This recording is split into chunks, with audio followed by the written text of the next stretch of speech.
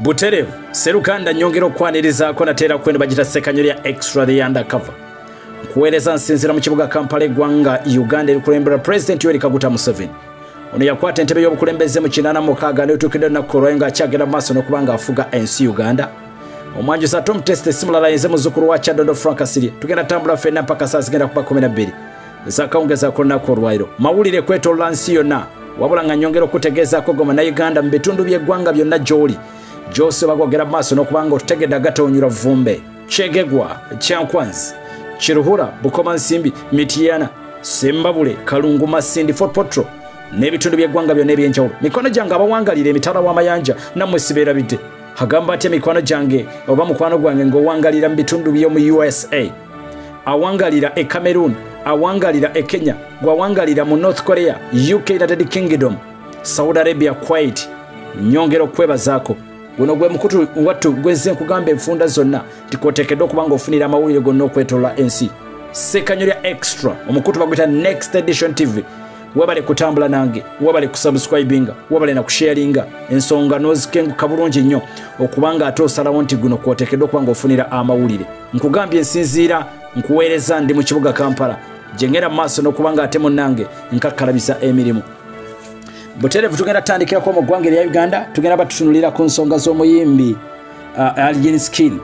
yeegulidde erinnya mu kuba endongowana mu ggwanga erya Uganda jjukira nti ono gye buvuddeko yavaayoko n'alangira nga bagenda okubanga awummula endongo obutasukka mwezi gwa 12 ng'omwezi guno gwe twogerako gubuzayo nnaku bunaku Munnayuganda ayongedde okutaakaka bwe yagenze mu maaso n'okubanga alangirira ekivvulu ekigenda okubanga oba kiyatumye Enkwachwo Festival ekigenda okubeera ng'ennaku z'omwezi 31 jjukira nti ng'ennaku z'omwezi 31 gwe Seruganda agenda mu maaso n'okubanga ongoberera hojja ne weesanga nti ate munnange lwe lunaku lwe lumu ekivvulu ekibadde kibeddewoko emyaka n'emyaka ekibeera mu lubiri emmengo ng'enno kibeerako ne Kabaka wa Buganda nga yagera mu maaso n'okubanga yingiza abantu be mu mwaka ekimanyiddwa nga Enkuka nakyo kigenda kubeerako olunaku lwe lumu ng'ennaku z'omwezi 31 okusinziira kwa Alien Skin ng'agera mu maaso n'okubanga ayogerako eri bannamawulire era ng'akakasa nti ekivu kigenda kubeerayo ebigambo bya Alien Skin byabadde bikaamuufumuko yimwe yagenze mu maaso n'okubanga ategeereza nti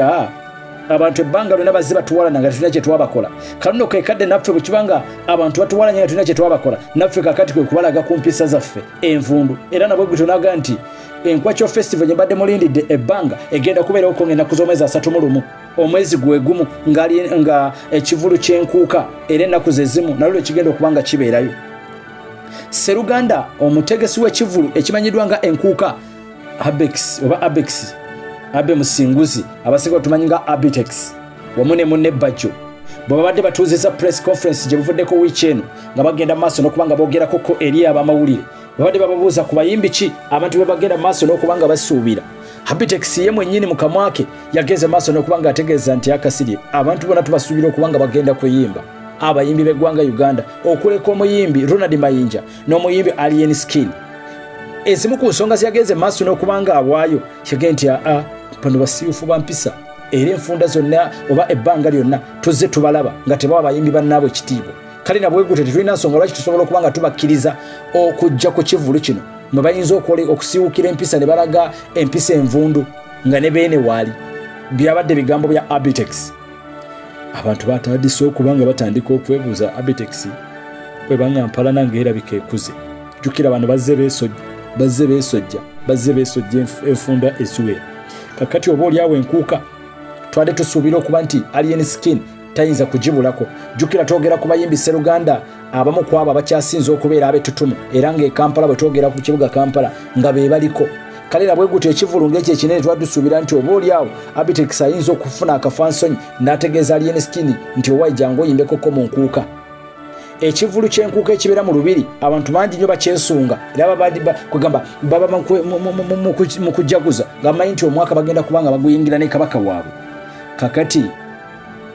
mukulu Abitex yategeeza n'agamba nti kasirye tetugenda kuleeta Ronald Mayinja n'omuyimbi Alien Skin abantu abatunulira ensonga ez'enjawulo bategeeza ne bagamba nti bwe twatugeza kubanga twogerako kolabo bagamba nti kasirye bino Abitex yabitaddemuko feeling era nti Abitex addidde ebyobufuzi n'abiteeka mu ndongo nti kubanga bano balabisa okuba nti endowooza yaabwe yawukanira ddala ku Yabitex nga yagera maaso n'okubanga wagera ekibiina kya National Unity Platform kino kikulemberwa Ssentamu Kyagulanyi Bobi Wine nti ate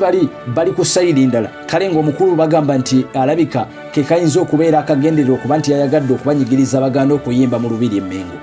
Kale nabwe gutyo nti kye yakoze kyabadde ate tekisaanidde oba oliawo newankubadde nga ate mu ngeri emu b'endala ku sayidi ya Yabitex nawo waliwo kabadde bagera maaso n'okubanga bamuwagira nga bamugamba nti owaayi tuwonye toleeta.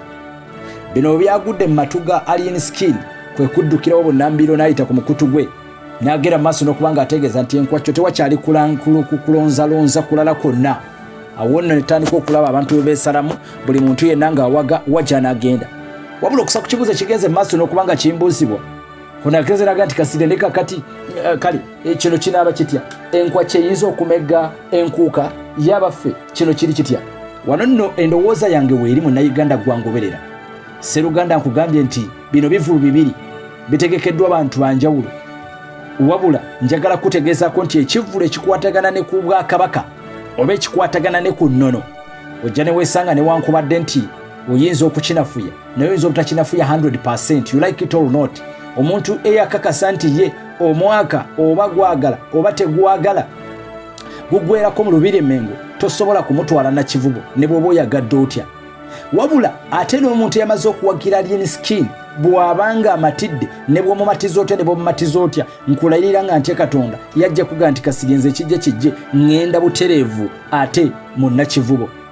Jjukira nti ekisaawe kino eky'Nakivubo ekyazimbiddwa omugagga Miss Kigundu era ekiri ku mutindo gw'ensi yonna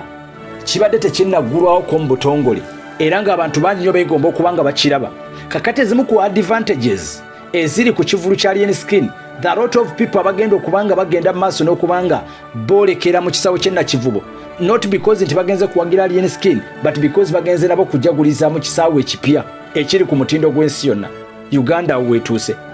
Wabula nti Alien Skin newankubadde yataddeko ekivulu kino kiyinza obutaafekitinga so much kubagenda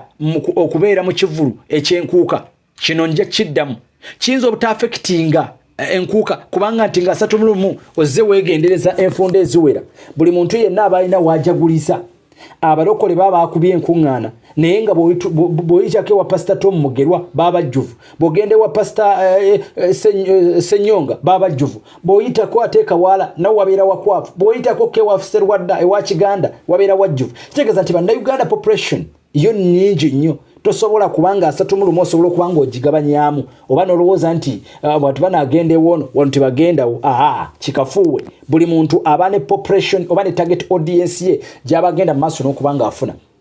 I assure you nti oba oyagala oba toyagala olubiri lugenda kusigala nga lubooze ng'ebbanga lyonna bwe luzze lubooga. Wabula nti ne Alien Skin ate ndi sure ajja kufuna abantu oba oyagala oba toyagala. Kano njagala nkadde bulungi jogoma Nayuganda okategeere bulungi nnyo. Alien Skin kino ekivulu bwe kiba kyakubaayo kyekivulu kyasobola okubanga agenda kujjamu ssente obukadde bwe bwagenda okubanga yeeyagalirako era nga mu bivulu byagenda okubanga anyumyako in history oba in his history. Ekivulu kyagenda okuteeka nga ennaku z'omwezi 31 kiyinza okubeera nga kyekimu ku ebigenda okubeera ebyafaayo bye.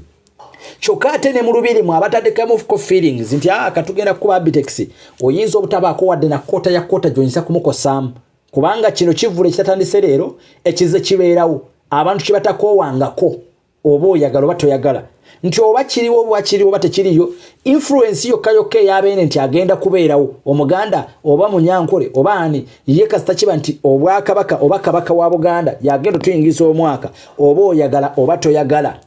bajja kubeerawo. Bwe kiba nga badde bamukuŋŋaanirako Kabaka bamuyaayaanira okuba nti nga tewali na muyimbi ate gwe teebereza ekyo kigenda okubeera ekivulu nga ne beene waali atudde emisana mpaka ajje ne ku ssaawa 6 abayingiza omwaka. Munnayuganda njagala kutegeezaako nti bapromota kano ke kadde ke bagenda okubanga bafuniramu ssente. Kyokka nga gwe Munnayuganda bakutaziddeeko akatambaala ku maaso mwakiraba ku kya Alien Skin ne Palaso nti buli muntu yagenda mu maaso n'okubanga afuna abantu be naye nga Bannayuganda bagenda kulumya gwe oteekayo ssente zo. Ne ku mulundi guno bwe kigenda okubanga kibeera gwe Munnayuganda ngoberera nti ojja kwesanga nga abagenda ewa Alien Skin bagenda kulumya Yabitex whereby nti Yabitex yo already yamaze dde okuba target ye nti mu lubiri Mmengo ba sponsors n'abantu abalabo nabona kino kivule kitaliko ku marketing anti ogenda kusooka kukukaya nannyo kwetunda nnyo bwate nkoze ki whereby nti ate alien skin oba oli awe kivuluche oba oyaga oba toyagala tejja kwetagamu era promotion ey'enjawulo ekitali ate wali ku Enkuka ti Enkuka already ba funders ba promoters ba sponsors already abalina abatandikirwako ekitali ku side eri kyo olwaliyo alien skin kyagenda okusanga akaseera akaziba agenda kuba atunulidde mulyango ate abetekise ku mulundi guno nti atunulidde omulyango fai but again ne ba sponsors already webali abatambula n'Enkuka mwaka ku mwaka. Bagita Next Edition TV nja kusaba subscribing ngo sharing ngo commenting ensongo jya zifuna yenze Frank Asidi nkwagaliza okusiba bulungi uwangala ai masomoji.